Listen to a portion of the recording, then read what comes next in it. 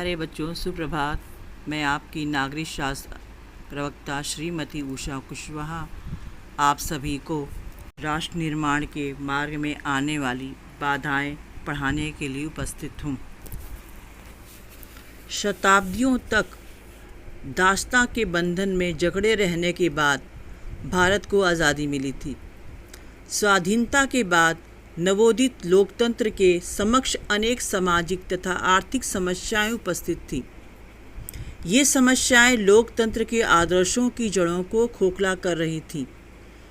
तो बाधाएं जो थीं, उसमें सबसे पहली बाधा थी राष्ट्र निर्माण में सांप्रदायिकता। भारत में सांप्रदायिकता अंग्रेज़ों की देन है। उन्होंने फूट डालो और राज करो के आधार पर भारतीय जनजीवन में विष घोल दिया था। सांप्रदायिकता की भावना देश की अखंडता के लिए घातक थी। सांप्रदायिकता के कारण ही सन 1947 में देश का भारत और पाकिस्तान में विभाजन हुआ था। आज देश में चुनाव भी सांप्रदायिकता के आधार पर ही होते हैं। ऐसी स्थिति में प्रजातंत्री शासन कभी सफल नहीं हो सकता। सांप्रदायिकता जनजीवन में भय, असुरक्षा तथा संघर्ष को जन्म देती है। राष्ट्र विरोधी तत्व इसका अनुचित लाभ उठाकर सांप्रदायिक दंगों को अक्सर जन्म देते हैं। इससे समस्त जनजीवन अस्त व्यस्त हो जाता है। जो दूसरी बाधा राष्ट्र निर्माण में है वह है जातिवाद। अपने जाति पर निष्ठा तथा प्रेम रखते हुए दूसरे जाति से घृणा करने तथा हानि पहुंचाने की भावना जातिवाद कहलाती है। भारत में जातिवाद का उदय विवाह संबंधी प्रतिबंधों, अपनी जाति को प्रतिष्ठा बढ़ाने की भावना तथा कुछ राजनीतिज्ञों के द्वारा तुच्छ स्वार्थों के कारण फली फूली है। जातिवाद के अनेक दुष्परिणाम होते हैं। जातिवाद की प्रबल भावना चुनाव में देखने को अक्सर मिलती है। प्रजातंत्री शासन की सफलता के लिए घातक है। जातिवाद सामाजिक वैमनस्य तथा कटुता को भी बढ़ावा देता है, जो राष्ट्र की एकता और अखंडता में बाधक है। तीसरी जो बाधा है राष्ट्र निर्माण के लिए वह है अस्पृश्यता। सवर्ण जातियों के द्वारा अनुसूचित जाति के लोगों के साथ खान पान संबंधी कोई व्यवहार न रखना तथा उन्हें छूना भी पाप समझा जाता है। समाज के इस रोग को दूर करने के लिए समाज सुधारकों ने अनेक प्रयास किए तथा भारत सरकार ने सन 1955 में अधिनियम पारित करके अस्पृश्यता को अपराध घोषित कर दिया। चौथा जो बाधा है राष्ट्र निर्माण में वह है क्षेत्रवाद।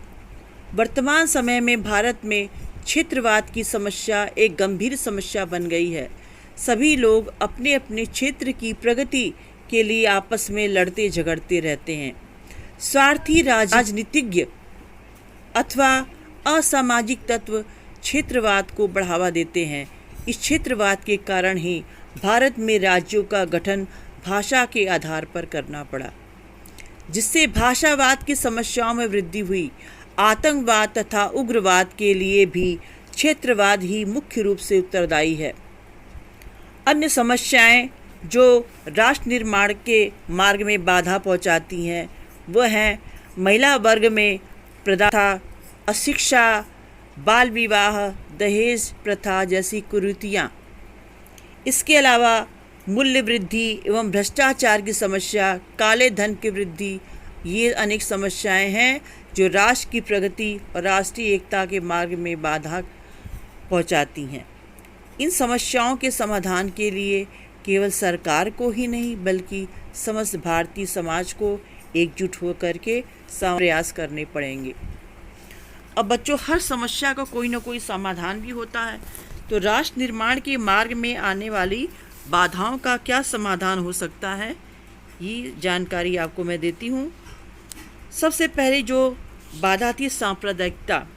सांप्रदायिकता की समस्या का समाधान सौहार्दपूर्ण वातावरण बनाकर किया जा सकता है। दूसरी जो बाधा थी जातिवाद की, इस समस्या का समाधान लोगों में आपसी प्रेम भाव उत्पन्न कर किया जा सकता है। तीसरी जो बाधा थी राष्ट्र निर्माण की अस्पृश्यता, इसका भी समाधान कठोर कानून बना करके उसका पालन करके किया जा सकता है। अस्पृश्यता की समस्या के समाधान के लिए संवैधानिक अनुच्छेद 17 के द्वारा अस्पृश्यता के व्यवहार को मानने वाले के लिए दंडनीय अपराध घोषित किया गया है। क्षेत्रवाद व भाषावाद की समस्या का भी समाधान किया जाए। हर क्षेत्र को, हर भाषा को समान अवसर और सम्मान दिया जाए।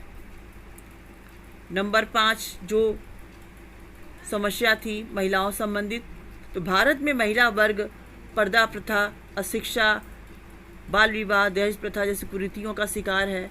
इसके लिए भी कठोर कानूनी प्राविधान होने चाहिए और इसकी समस्या का मूल समाधान है शिक्षा।